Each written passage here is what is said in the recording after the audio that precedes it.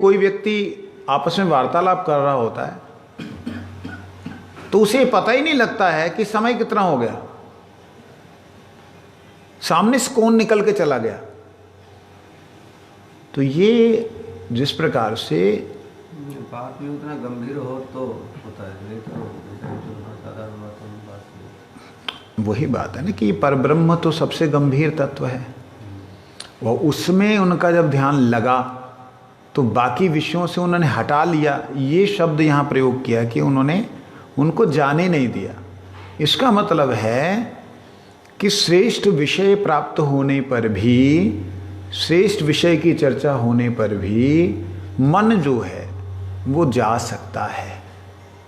उदाहरण के लिए कोई व्यक्ति महापुरुषों के पास बैठा है और भगवान की चर्चा चल रही है। महापुरुष पूरी तरह डूबे हुए कीर्तन में तन्मय हैं और उनकी तन्मयता इतनी ज्यादा है कि वो कीर्तन करते हुए भूल जा रहे हैं। जैसे गुरुजी को आपने तो कीर्तन करते नहीं देखा ना, वीडियो में देखा होगा। अच्छा, जो कीर्तन आगे क्या बोलना है सब भी भूल जाते थे। हाँ, वो तो आखिरी अवस्था में, लेकिन जो पहले जब कीर्तन करते थे इतना तल्लीन हो जाना उन्होंने, उनका निताई गौरांगो निताई गौरांगो, ऐसा जो उनका भाव उत्पन्न होता था वो सब कुछ भूल जाते थे।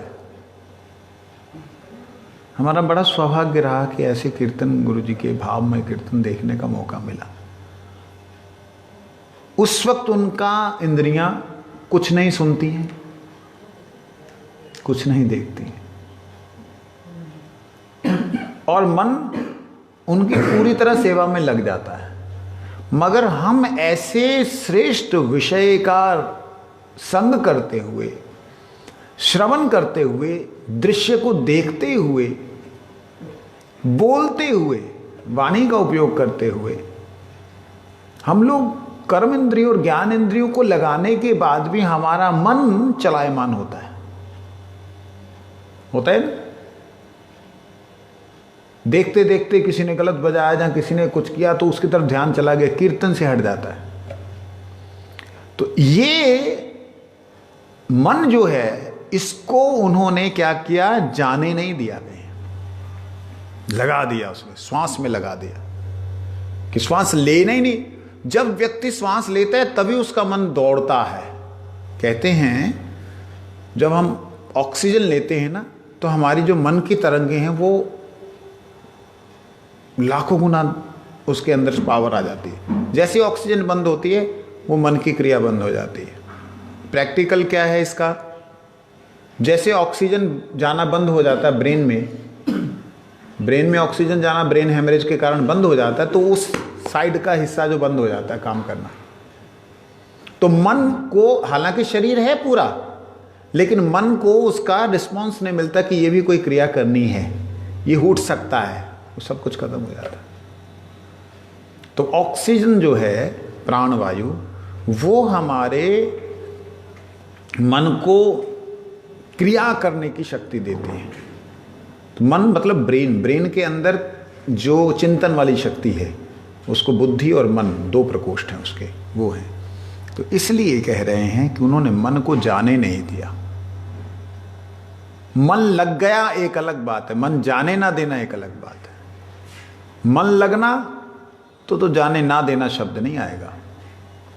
आगे कहते हैं जिस समय उन्होंने महद आदि संपूर्ण तत्वों के आधार और प्रकृति और पुरुष के भी अधीश्वर पर ब्रह्म की धारणा की, उस समय उनके तेज को ना सह पाने के कारण तीनों लोग कांप उठे। जिस समय उन्होंने महद आदि संपूर्ण तत्वों के आधार, संपूर्ण तत्वों के आधार महद आदि क्या होता है? महातत्व जो होते क्या होते? नहीं, महद आदि संपूर्ण तत्वों के आधार और प्रकृति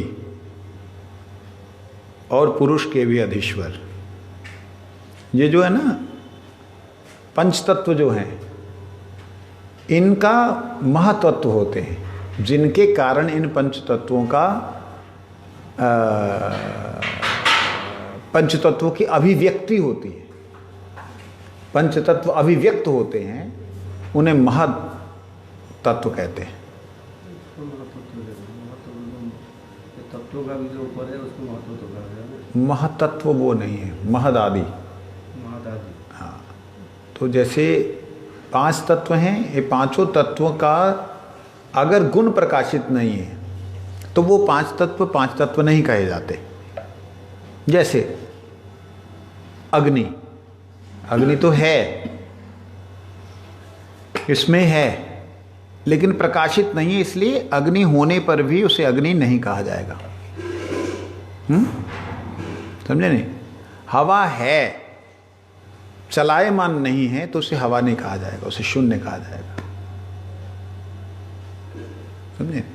तो जो स्पर्श की क्रिया है, जो दृश्य की क्रिया है, जो शब्द रूपी क्रिया है, वह तभी उसका कारण दिखलाई देता है, जब उसका कार्य दिखलाई देता है, जब उसका गुण दिखलाई दे। तो ये गुण जो हैं ये महत आदि तत्व होते हैं, तत्वों के ऊपर होते हैं। जैसे पृथ्वी से अगर गंध को खत्म कर दिया जाए तो क्या बचेगा? केवल जल। जल में से अगर आप रस को खत्म कर दें तो क्या बचेगा? जल में से रस निकाल दीजिए, हवा और अग्नि, ठीक है, अग्नि बचेगी। अब जैसे जल में से आपने रस खत्म किया, अग्नि हुई। अब अग्नि में से अगर रूप हटा दीजिए तो क्या रह गया? हवा। हवा में से स्पर्श हटा दीजिए, क्या? आकाश में से शब्द हटा दीजिए तो क्या रह गया? परव्योम। और वो परव्योम के ऊपर जो है, जो शब्द है, वो होता है अतीन्द्रिय, वो होता है दिव्य, वो होता है ट्रांसेंडेंटल, वो होता है पर ब्रह्म, शब्द ब्रह्म। नीचे के शब्द और ऊपर के शब्दों में अंतर है। तो परव्योम में, उस महाआकाश में जो शब्द है वो ब्रह्म है। नीचे के शब्द, इस तरफ में जो शब्द है वो महदादि गुणों के हिसाब से, मतलब इन महदादि जो गुण हैं, इन महदादि के द्वारा संपूर्ण तत्व उत्पन्न होते हैं। और उन संपूर्ण तत्वों के जो आधार हैं महदादि गुण, उनको और प्रकृति को, प्रकृति है रजोगुण सतोगुण तमोगुण, रजोगुण सतोगुण तमोगुण के द्वारा ये प्रकृति उन महदादि गुणों में क्रिया करती है।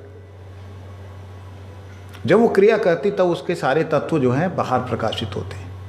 ठीक है ना? यहाँ लिखा ना, संपूर्ण तत्वों के आधार महदादि, प्रकृति और पुरुष। प्रकृति क्रिया करती पुरुष के द्वारा, पुरुष का मतलब परब्रह्म। यहां प्रकृति, स्त्री और पुरुष एक पुरुष की तरह, मैटीरियल सांसारिक पुरुष की तरह नहीं है।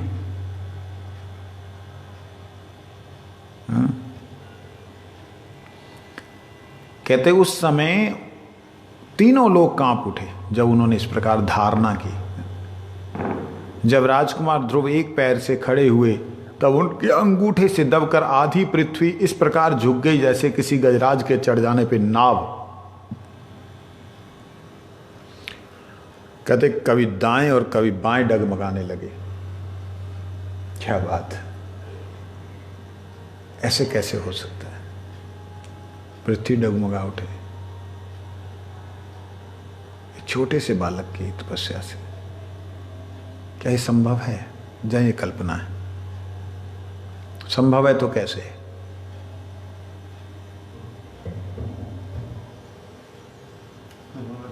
भगवान की शक्ति के माध्यम से जो एक बच्चा ने संपूर्ण मानव क्या बोलते सांस रोक दिए, यदि कुछ हो गया अघटन तो दायित्व किसी का है? भगवान का। ये दायित्व उनके उसके ऊपर पड़ता है। कितने लोग तो मरते हैं? क्या मरते हैं? कितने लोग तो मरते हैं सांस घुट करके। 5 साल की बालक है, एकदम निष्ठा के साथ, मतलब दृढ़ता पूर्वक निष्कपट से जो ये किया भगवान को, उसी हिसाब से उन्होंने यदि उसका यदि प्राण मर जाए या मतलब जैसे शरीर छोड़ दे तो दायित्व तो पड़ता है ना भगवान के ऊपर। नहीं, इसमें तो कोई बात जमी नहीं। थोड़ा और खोलोगे कुछ पुजारी जी? हो सकता है सारे शक्ति उनके अंदर है। ना पृथ्वी डगमगाने लगी। उसके बाद भी सबका सांस भी बंद कर दिया ना, जो बता रहे हैं। क्यों डगमगाया?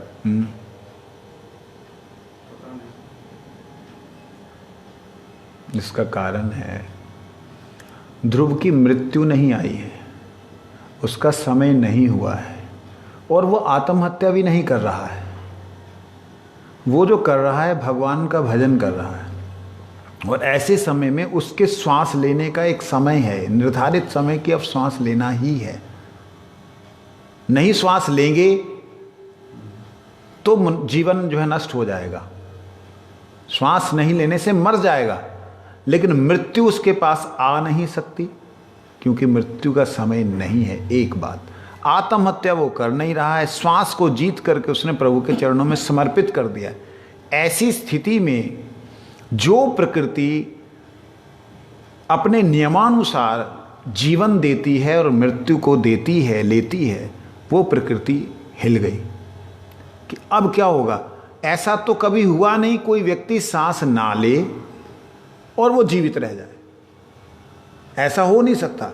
अगर ऐसा हो रहा है तो वो प्रकृति पूरी की पूरी उस तरफ आकर्षित हो जाएगी कि कारण क्या है, कारण क्या है, और वो ध्यान ही नहीं दे रहा तो वो तिलमिला जाएगी। पृथ्वी क्यों डामाडोल हो रही है? क्योंकि पृथ्वी के पास में इतना भयंकर कोई तपस्वी है नहीं जो कि पृथ्वी के ऊपर खड़ा होकर तप करके उससे कुछ मांगे। ये मांग ही नहीं रहा उससे। पृथ्वी दे तो दे क्या, इसलिए वो टलमल हो रही कि मैं तुम्हें क्या दूं, मैं तुम्हें क्या दूं, मेरे पास क्या है। वो अपने आप को पृथ्वी ने भी, मतलब पांचों तत्वों ने उन्हें, यूं कहें कि पांचों तत्वों को उन्होंने जीत लिया, या यूं कहें कि पांचों तत्वों ने उन्हें समर्पण कर दिया। यहां तक कि प्रकृति भी स्वयं हिल गई, और यहां तक कि भगवान भी हिल गए। क्यों भगवान हिल गए? भगवान हिलने वाली कोई चीज है? भगवान तो कोई ऐसी वस्तु नहीं है, जो कोई व्यक्ति नहीं है। भगवान इसलिए हिल गए क्योंकि वो मिलना चाहते हैं उससे। मिलना चाहने पर भी अभी भी उनके अंतःकरण में कहीं कल्मशता है। जो दृढ़ता है वो दृढ़ता किसी कारण से है। जब तक कारण रहेगा तब तक भगवान साक्षात नहीं आते। समझे नहीं?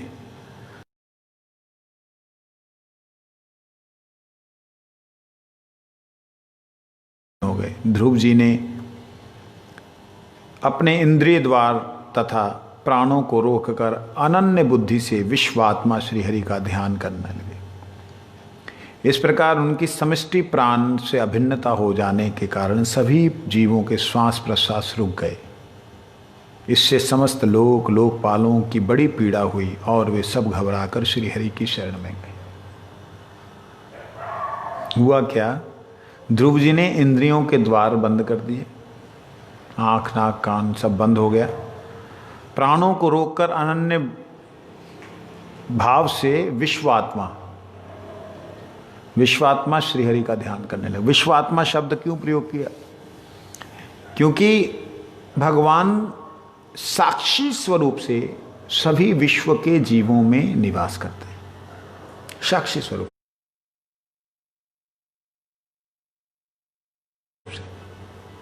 जब भगवान, देखिए बड़ा एक टेक्निकल चीज है, जब भगवान सभी साक्षी स्वरूप से जीवों में निवास करते हैं, उन्हीं भगवान को अगर कोई विशेष रूप से ध्यान करने लगे तो भगवान का ध्यान उसकी तरफ आकर्षित होगा कि नहीं होगा? अब जब भगवान का ध्यान उसकी तरफ आकर्षित होगा तो जितने जीव हैं जिनमें वो प्रतिबिंब है, वो प्रतिबिंब डगमगाएगा। नहीं लगी समझ? भगवान सभी जीवों के अंतःकरण में निवास करते हैं। ये बात का सही अर्थ ये है कि जैसे सूर्य सभी दर्पणों में प्रतिभासित होता है। सभी जल में जहाँ पे भी प्रतिबिंब दिखाई देता है वहाँ सभी उसमें जो है चंद्र जो प्रतिभासित होता है, सूर्य दिखलाई देता है। वो दिखलाई देने पर भी, उसमें सूर्य की छाया होने पर भी, उसमें उसका रूप होने पर भी, इवन कि उसके गुण होने पर भी वह साक्षात रूप से चंद्र या सूर्य नहीं होता। अगर उसी चंद्र को कोई राहु ग्रास करे तो क्या प्रतिबिंब में होगा? नहीं, प्रतिबिंब में भी होगा। तो इसी प्रकार से ध्रुव ने अपने श्वास को जीतकर प्रभु के चरणों में जब समर्पित कर दिया तो प्रभु का भी आकर्षण ध्रुव की तरफ हो गया, जिससे कि सारी सृष्टि के जो जीव हैं उनके श्वास बंद हो गए, क्योंकि दोनों एक दूसरे को देखने लगे हैं। क्या अद्भुत दृश्य है! ध्रुव जो है वो भगवान को दर्शन कर रहा है और भगवान उसे देख रहे हैं। दोनों अंदर एक दूसरे के प्रति समर्पित हो गए, जिसके कारण सारे देवता तड़प गए, बोलने लगे देवाऊचु।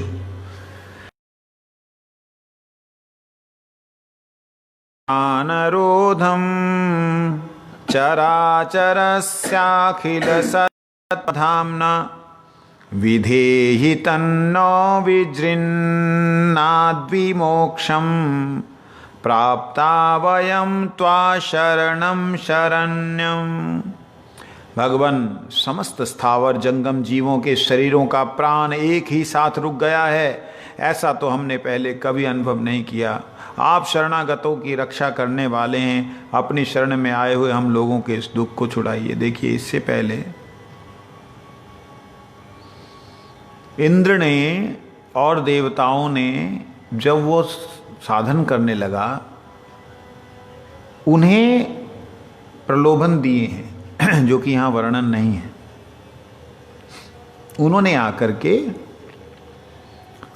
उनकी परीक्षाएं ली हैं। बारिश हुई तो भयंकर बारिश हो गई,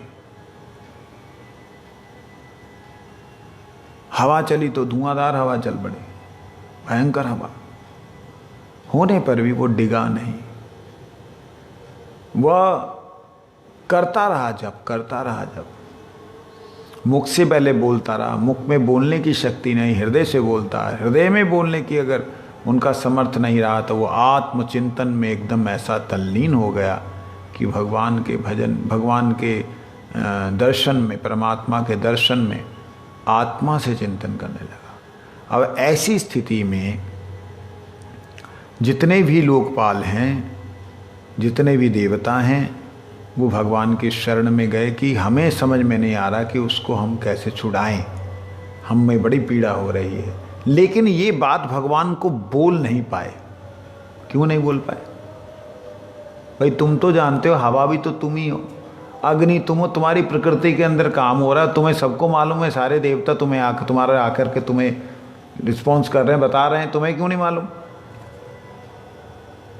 भगवान पूछ सकते, भगवान ने पूछा नहीं। क्यों नहीं पूछा? भगवान अंतर्जामी, मूर्ख लोग हैं ये लोग, पहले गड़बड़ी करके मेरे पास आ रहे हैं। क्या बोलते हैं? भगवान उवाच माँ भीष्ट बालम तपसो दुरत्यया नीरवर्तयिष्ये प्रतियात स्वधाम यतो हि व प्राण निरोधा आसीदोत्तानपादिर्मयी संगतात्मा। देवताओं, तुम डरो मत। उत्तानपाद के पुत्र ध्रुव ने अपने चित्त को मुझ विश्वात्मा में मेरे साथ उसकी भेद धारणा सिद्ध, अभेद धारणा सिद्ध हो गई। अभेद धारणा सिद्ध होने का मतलब वो भगवान बन गया। क्या बोलेंगे?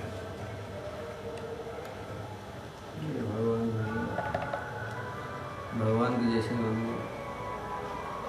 अपने तेरे ध्रुव लोक में दे दिया, मेरे जैसा ही लोक है। अपने ही लोक दिया उन्होंने। कहते हैं अभेद धारणा सिद्ध हो गई उसकी। अर्थात मुझ में उसने पूर्ण समर्पण कर दिया, मुझसे अलग नहीं है वो। अगर उसने श्वास रोका तो मेरा श्वास, मतलब मैं ही श्वास रोक रहा हूं कहने का मतलब। और अगर मैंने ही श्वास रोक लिया तो तुम्हें श्वास कहां से मिलेगा? अवैध धारणा कितनी बड़ी बात है, हैं? कहते इसलिए अब तुम अपने लोकों को जाओ, मैं उस बालक के इस दुष्कर तप से निवृत्त कर दूंगा। इति श्रीमद्भागवते महाम संहितायां चतुर्थस्कन्धे ध्रुवचरिते अष्टमो अध्यायः अथ नवमो अध्याय। ध्रुव का वर पाकर घर लौटना इस अध्याय में निरूपित है। मैत्रेयवाच त एवं उत्सन्न भया उरुक्रमे कृतावनामा प्रययुस्त्रिविष्टपरपं सहस्रशीर्षापि ततो गरुत्मता मधुर्वनं भृत्य दृदीक्षया गता सवेधिया योगविपाकतीव्रया हृत्पद्मकोशे स्फुरितं तडित्प्रभं तिरोहितं सहसेवोपलक्षया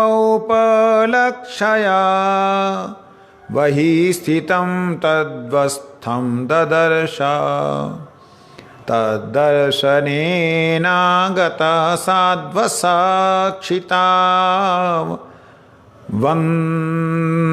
वदन्ताङ्गं विनमद्यदण्डं दृग्भयां प्रपश्यन्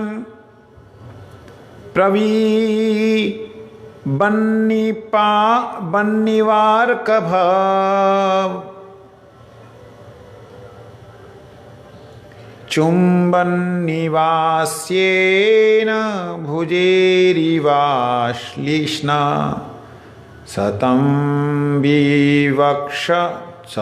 विवक्षदन्तं तद्विदं हरिं ज्ञात्वास्य सर्वस्य च हृद्यवस्थितः कृताञ्जलिं ब्रह्ममयेन कं गुणा सस्पर्शबालं कृपया कपोलं सवे तदैव प्रतिपादितां गिरं देवीं परिज्ञात परात्मनिर्णया तं भक्तिभावो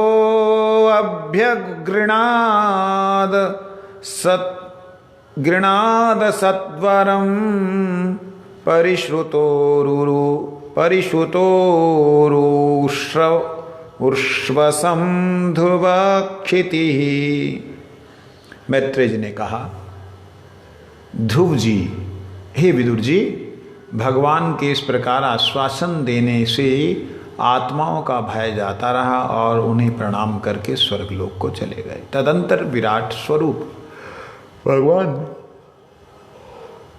गरुड़ पर चढ़कर अपने भक्त को देखने के लिए मधुवन में आए।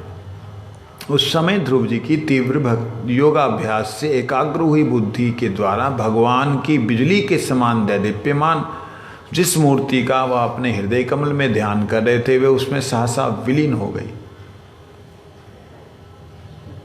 इससे घबराकर उन्होंने ज्यों ही नेत्र खोले कि भगवान के उसी रूप को बाहरी देखकर सामने पाया।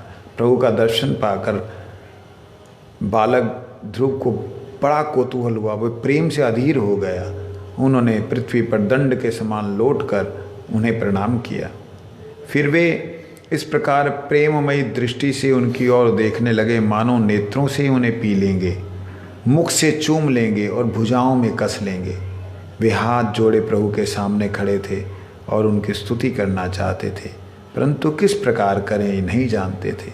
सर्वंतयामी श्रीहरि उनके मन की बात जान गए। उन्होंने कृपापूर्वक अपने वेदमय शंख को उनके गाल से छुआ दिया। ध्रुव जी भविष्य में अविचल भक्त पद प्राप्त करने वाले थे।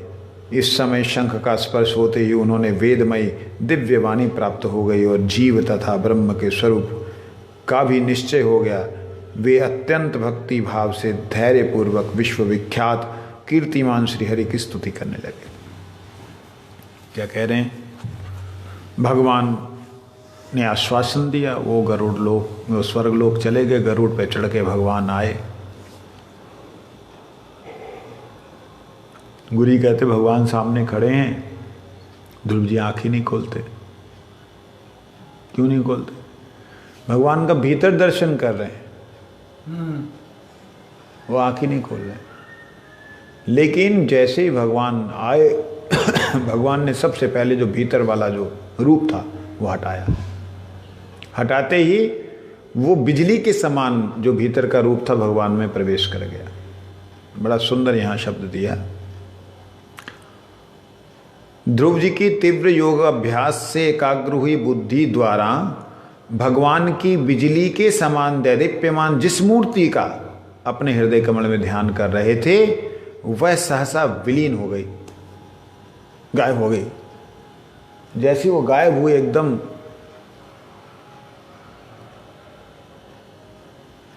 उनको विचलित हो गए। आंखें खुली। आंखें खुलते देखा भगवान सामने विराजमान है। भगवान को देख करके साष्टांग लेट गए।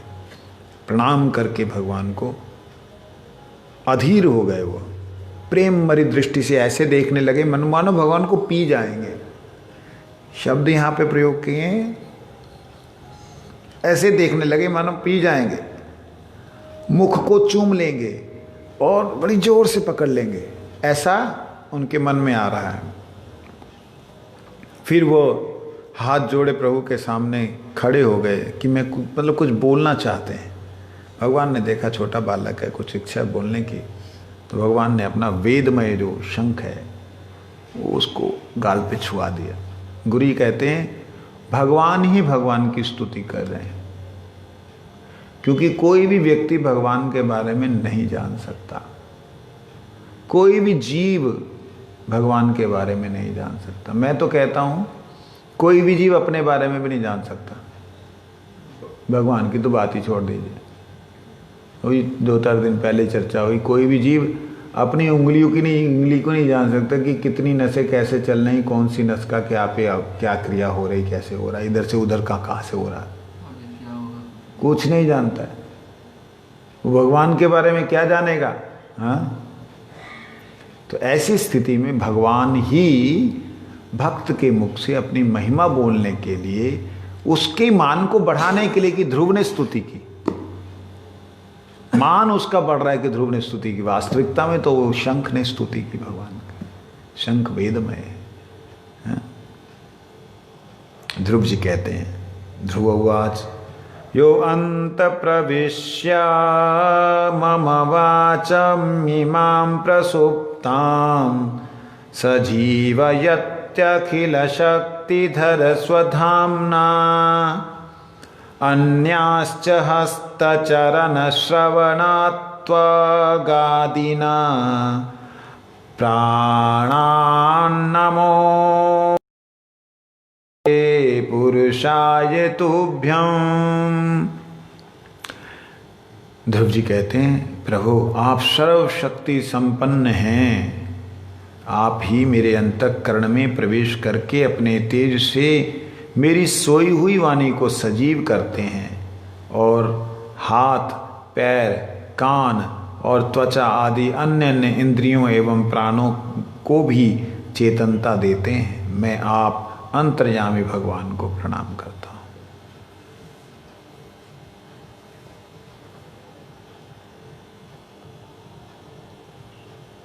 हे प्रभु आप सर्वशक्ति संपन्न हैं। अंतःकरण का मतलब 2 होते हैं अंतःकरण। एक तो है शरीर का अंतःकरण, उसे कहते हैं हृदय, दिल। एक शरीर के अंतःकरण के भीतर रहने वाली जो आत्मा है, उस आत्मा का अंतःकरण, आत्मा का अंतर्यामी या पुरुषा या आत्मंतर्यामी पुरुषा, जो आत्मा के अंतर्यामी है, आत्मा के अंतर में रहने वाले, अंतर को जानने वाले हैं, वो आज ध्रुव उसे जान गया है और जानने के बाद कह रहा है कि वास्तविकता में आप अपने तेज से ही मेरी सोई हुई वाणी को सजीव कर रहे हैं। सोई हुई वाणी क्यों कहा? क्योंकि अब ध्रुव को यह ज्ञान हो गया कि मैं ज्ञानमय हूं, मेरे को मालूम है, क्योंकि मैं उसी तत्व का ही तो अंश हूं। तो अज्ञान तो है ही नहीं, सो गया था। किसमें? इस शरीर में।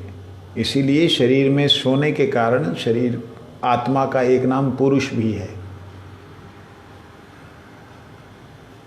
पुरुष जीव के आत्मा के अंतःकरण में विश्राम करने वाले का नाम भी पुरुष है, वो उसे ईश्वर कहते हैं। शरीर के भीतर सोने वाले का नाम भी पुरुष है, उसे जीव कहते हैं। ठीक है? तो कहते हैं प्रभु मेरी वाणी सोई हुई थी, अर्थात मेरा ज्ञान सोया हुआ था, आपने जगाया।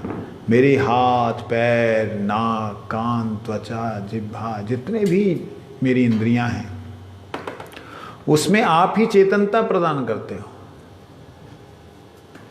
कैसे चेतनता प्रदान करते हो? इसका क्या मतलब हुआ? मतलब अगर आँख को हम देख रहे हैं आँख से, अगर इसके पीछे आत्मा की शक्ति ना हो तो क्या आत्मा आँख देख पाएगी? संभव ही नहीं। ये हाथ बहुत सुंदर लग रहा है, अगर इसके पीछे आत्मा क्रिया ना करे तो क्या एक काम कर सकता है? नहीं कर सकता। तो इसलिए हे प्रभु आप ही आँख, कान, नाक, जिह्वा, त्वचा, पैर, हाथ इत्यादि इंद्रियों में चेतनता देते हो। मैं आप अंतर्यामी भगवान को प्रणाम करता हूं। वंशागल वैष्णव्यो नमो नमः। अरे ये किसी ने निकाल दिया था क्या इसको?